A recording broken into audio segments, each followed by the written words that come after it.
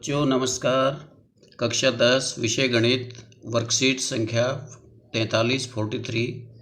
आज की वर्कशीट का विषय है एक बिंदु से एक वृत्त पर स्पर्श रेखाओं की संख्या।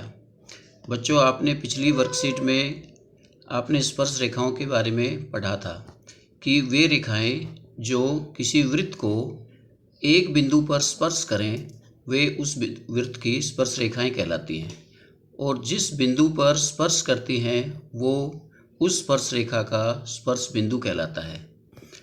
तो पहले आप पिछली वर्कशीट को याद करते हुए ये कुछ क्वेश्चन है, ये करिए। पहला है, याद कीजिए और बताइए। एक खाली जगह वृत्त को दो बिंदुओं पर स्पर्श करती हैं। आपने पहले पढ़ रखा है कि वह रेखा जो वृत्त को दो बिंदुओं पर स्पर्श करती हैं उसे जीवा कहते हैं। तो पहले में आएगा जीवा। जीवा वृत्त को दो बिंदुओं पर स्पर्श करती है। अगला है, एक खाली जगह वृत्त को दो बिंदुओं पर प्रतिच्छेद करती है। वह रेखा जो वृत्त को दो बिंदुओं पर प्रतिच्छेद करती है उसे हम, पिछले वर्कशीट में आपने पढ़ा था, उसे हम छेदक रेखा कहते हैं। तो दूसरे में आएगा छेदक रेखा।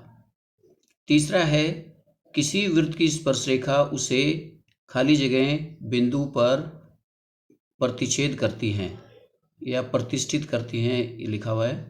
तो स्पर्श रेखा वृत्त को केवल एक बिंदु पर स्पर्श करती है, तो इसमें तीसरे में आएगा एक बिंदु पर।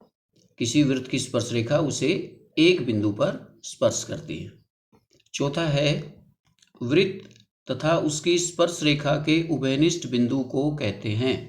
स्पर्श रेखा और वृत्त, जिस बिंदु पर स्पर्श रेखा वृत्त को स्पर्श करती है उस बिंदु को हम उस स्पर्श रेखा का स्पर्श बिंदु कहते हैं। तो चौथे में क्या आएगा?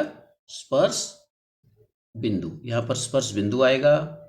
पहले में आएगा जीवा आएगा, दूसरे में आएगा एक को दो बिंदुओं पर, दूसरे में आएगा छेदक रेखा, तीसरे में वृत्त की स्पर्श रेखा उसे एक बिंदु पर स्पर्श करती है, और चौथे में उभयनिष्ठ बिंदु को हम उसका स्पर्श बिंदु कहते हैं। तो यहाँ पर स्पर्श बिंदु भरेंगे आप।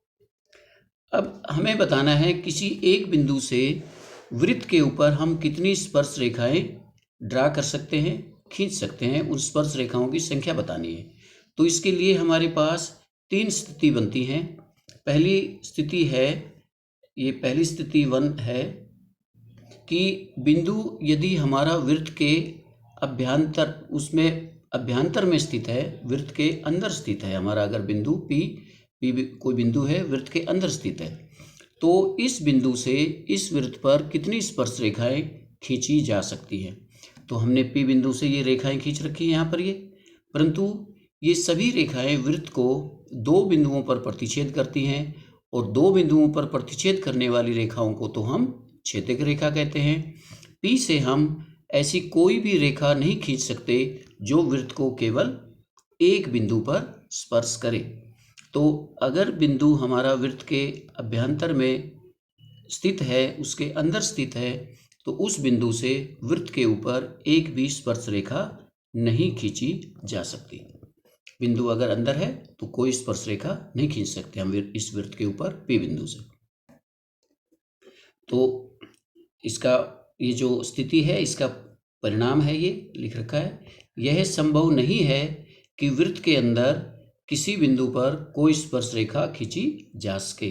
वृत्त के अंदर किसी बिंदु से हम कोई स्पर्श रेखा नहीं खींच सकते, अर्थात वृत्त के अंदर स्थित किसी बिंदु से जाने वाली वृत्त पर कोई स्पर्श रेखा नहीं है।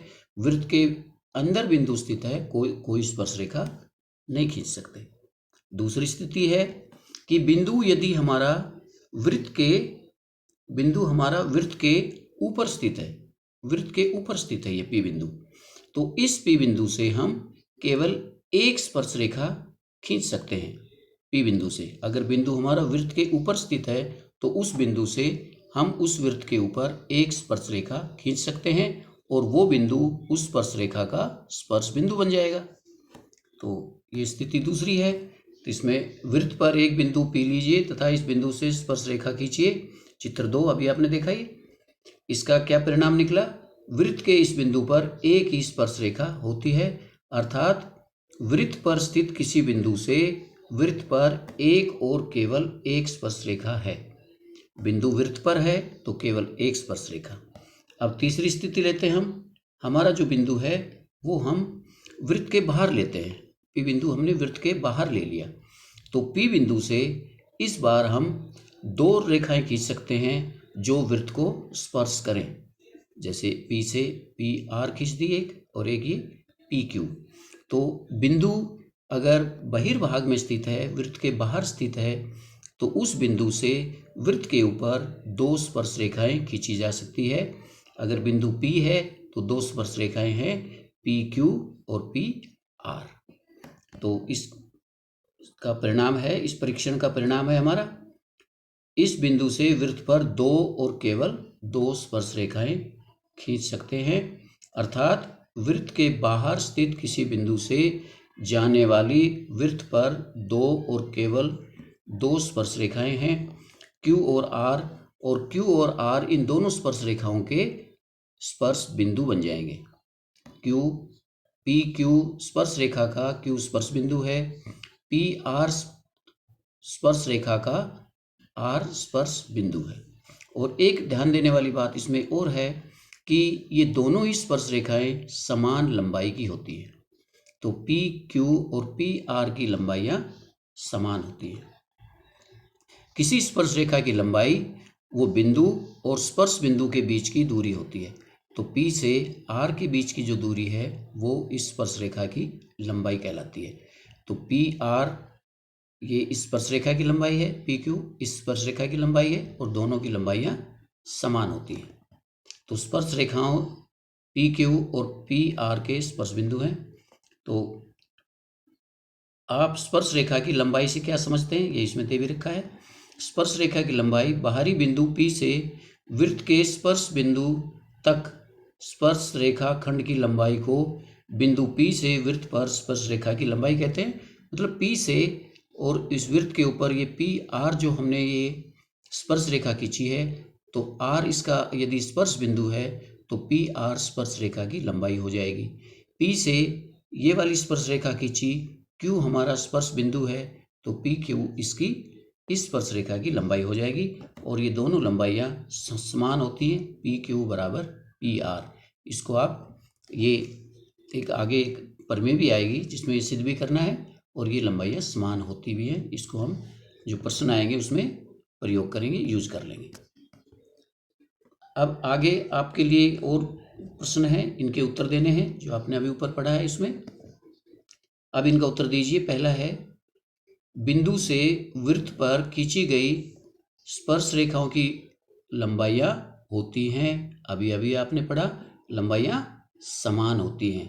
वृत्त से बिंदु से वृत्त पर खींची गई स्पर्श रेखाओं की लंबाइयां समान होती हैं, तो ये क्या आएगा, इसमें समान होती है। दूसरा प्रश्न है, वृत्त के बाहर स्थित किसी बिंदु से जाने वाली वृत्त पर केवल स्पर्श रेखाएं हैं। तो वृत्त के बाहर यदि बिंदु है तो कितनी स्पर्श रेखाएं, दो भरा जाएगा, इसमें दो स्पर्श रेखाएं हैं। बिंदु बाहर है, दो स्पर्श रेखाएं। बिंदु वृत्त के ऊपर है, एक स्पर्श रेखा। और बिंदु यदि वृत्त के अंदर स्थित है तो उस बिंदु से कोई स्पर्श रेखा नहीं खींची जा सकती। प्रश्न 3 है, वृत्त के अंदर स्थित किसी बिंदु से जाने वाली वृत्त पर कोई स्पर्श रेखा नहीं है। तो इसमें क्या भरा जाएगा, नहीं है, क्योंकि बिंदु हमारा कहाँ स्थित है, वृत्त के अंदर स्थित है। वृत्त के अंदर स्थित है, इसलिए कोई स्पर्श रेखा नहीं है। तो ये आपकी वर्कशीट थी छोटी। इसके बाद ये कोविड के लिए आपके लिए संदेश है एक, कि आप बार बार अपने हाथ साबुन से धोते रहिए और अपने आप को कोरोना से बचाइए। धन्यवाद।